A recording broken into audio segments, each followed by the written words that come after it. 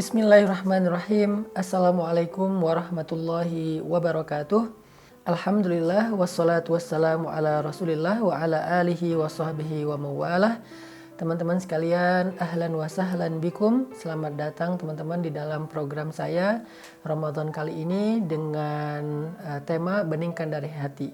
Nah, Beningkan dari Hati ini adalah sebuah tema dari program Ramadan Series yang saya udah share di dalam akun IG saya setiap hari, dan nanti beberapa tema dari yang saya share di IG itu akan kita bahas juga secara lebih dalam dan lebih panjang di akun YouTube. Nah, hari ini untuk tema pertama dari 8 tema yang akan saya share di YouTube dalam kajian Beningkan dari Hati, saya akan bahas tentang sholat.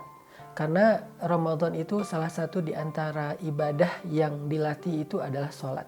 Selain puasa, sejak imsak sampai maghrib, bulan Ramadan kita juga sangat akrab dengan yang namanya tarawih. Di mana kita belajar melakukan ibadah sunnah setelah sholat Isya dengan jumlah rakaat yang lebih banyak dari biasanya. Biasanya kita Ba'diyah Isya itu hanya 2 rakaat saja. Sekarang selain Ba'diyah Isya 2 rakaat ditambah lagi dengan tarawih, ada yang melakukannya total dengan witir 11 rakaat, ada yang melakukannya sampai 23 rakaat. Intinya lebih banyak daripada malam-malam biasanya. Sehingga kita perlu membahas hikmah di balik sholat ini dan apa hubungannya antara sholat dengan tazkiyatun nafs, membersihkan jiwa dan membeningkan hati kita. Teman-teman yang dirahmati Allah Subhanahu wa taala, suatu ketika saat Nabi sedang lelah, sedang capek, sedang banyak kerjaan, sedang sibuk, Nabi SAW memanggil Bilal bin Rabah, muazzinnya Rasulullah SAW. Nabi berkata kepada Bilal, "Ya Bilal, arihna bis shalah." Wahai Bilal, istirahatkan kami dengan sholat. Kalimat ini singkat tetapi dalam banget maksudnya. Nabi bisa aja bilang ke Bilal, "Wahai Bilal, kumandangkan azan.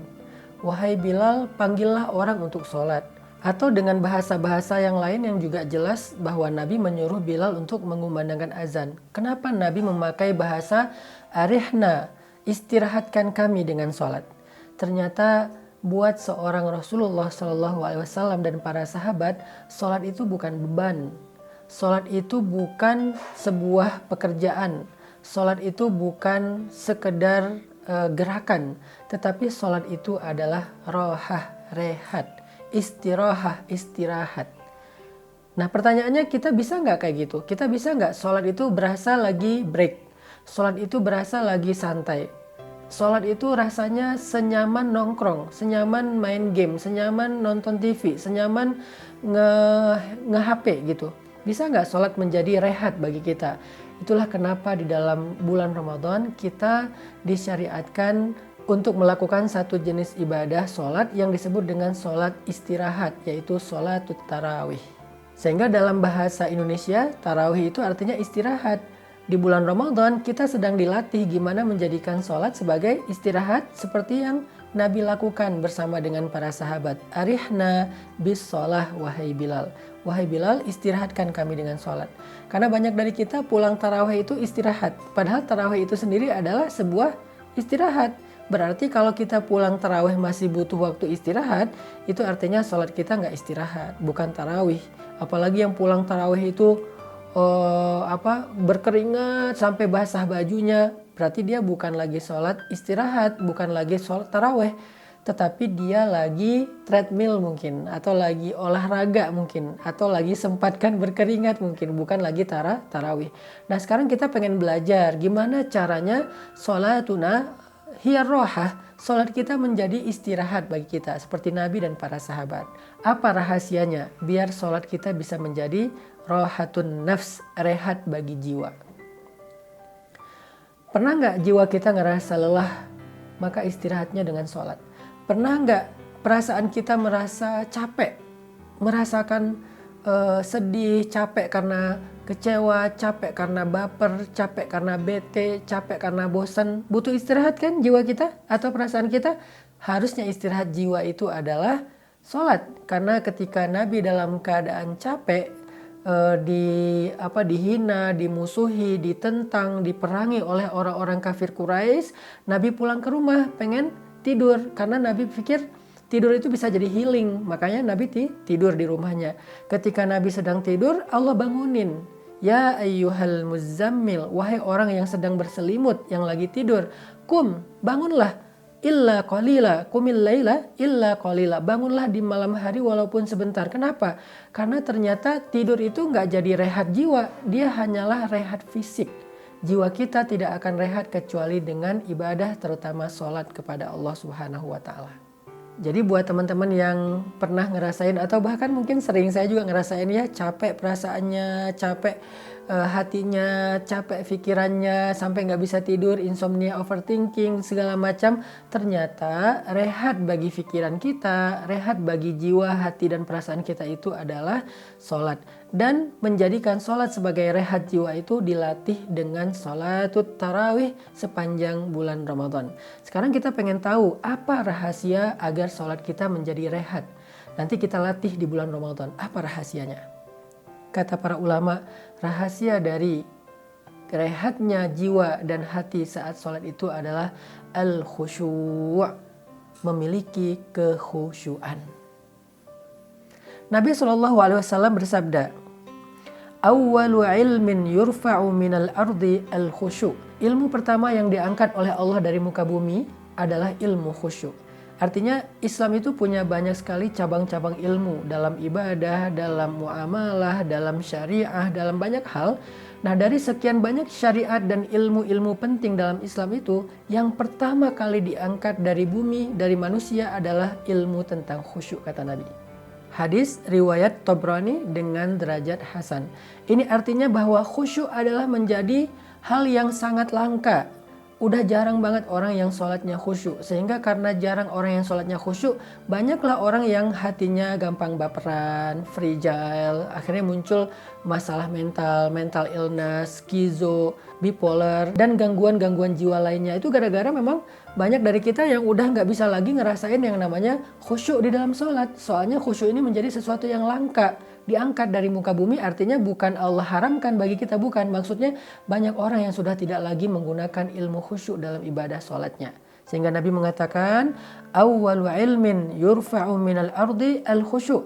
Ilmu pertama yang diangkat dari bumi artinya yang hilang dari kehidupan kita adalah ilmu tentang khusyuk. Dan kita pengen belajar nih, apa itu khusyuk, terus apa aja keistimewaan dari khusyuk itu, dan bagaimana cara meraih khusyuk di dalam sholat, sehingga kita jadi bisa ngerasain yang namanya sholat itu sebagai istirahatnya hati dan jiwa, istirahatnya pikiran dan perasaan kita. Tadi saya menyampaikan bahwa kata Nabi, khusyuk adalah ilmu pertama yang diangkat dari bumi. Artinya hal pertama yang langka di antara manusia itu khusyuk. Orang yang sholat di masjid itu bisa aja ramai, sholat Jumat terutama. Tetapi yang khusyuk dari mereka itu bisa dihitung dengan jari, sedikit sekali dan langka sekali. Di antara mereka yang khusyuk itu pun, yang bisa khusyuk selama dia sholat dari mulai takbir sampai salam lebih langka lagi.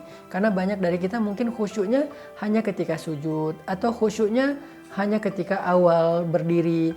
Bahkan banyak yang khusyuknya pas mau salam, baru dia sadar, oh saya lagi sholat ya, kok tiba-tiba udah selesai. Nah, ini artinya khusyuk itu sesuatu yang langka, teman-teman. Padahal kata para ulama, khusyuk itu kunci segala kebaikan. Jadi kalau kita pengen jiwa kita tenang, rahasianya khusyuk.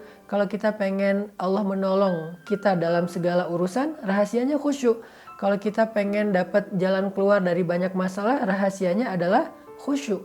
Khusyuk itu adalah kunci dari semua kebaikan, kesuksesan, dan keberuntungan kita di dalam kehidupan kita.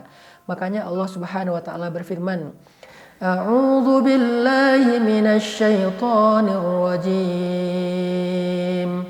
Bismillahirrahmanirrahim. Qad aflahal mu'minun. Qad aflahal mu'minun alladzina hum fi salatihim khashi'un. Sungguh beruntung orang yang beriman.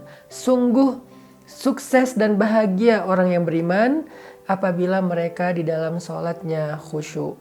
Karena Allah Subhanahu wa Ta'ala menjadikan sholat sebagai jalan datangnya pertolongan dari Allah, menjadi jalan datangnya kasih sayang dari Allah. Maka kalau sholatnya rusak, maka pertolongan gak akan sampai kepada kehidupan kita.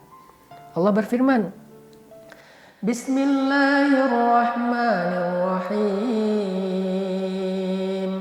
Ya ayyuhalladzina amanu ista'inu bis sabri was salah. Wahai orang yang beriman, mintalah pertolongan Allah dengan sabar dan sholat. Ini artinya, sholat itu cara kita mengundang pertolongan Allah ketika kita punya masalah. Dan pertolongan Allah itu bukan hanya terhadap masalah-masalah kecil. Kita bisa banget mengundang pertolongan Allah terhadap masalah yang paling besar dalam kehidupan kita. Pernikahan diambang perceraian, anak sakit keras, kita hampir dipecat dari pekerjaan, bisnis kita ditipu orang, banyak masalah besar yang kita alami, kita undang pertolongan Allah dengan sholat. Tapi bagaimana kalau sholat kita tidak berkualitas, sholat kita nggak khusyuk, maka kita nggak bisa mengundang pertolongan Allah. Berarti khusyuk adalah kunci datangnya pertolongan Allah lewat sholat kita. Ini diantara pentingnya belajar khusyuk. Insya Allah pada sesi berikutnya nanti di YouTube saya akan sharing kepada teman-teman gimana cara kita belajar khusyuk. Apa aja yang harus kita siapin di dalam sholat ketika kita pengen dapat sholat yang khusyuk. Barakallahu fikum.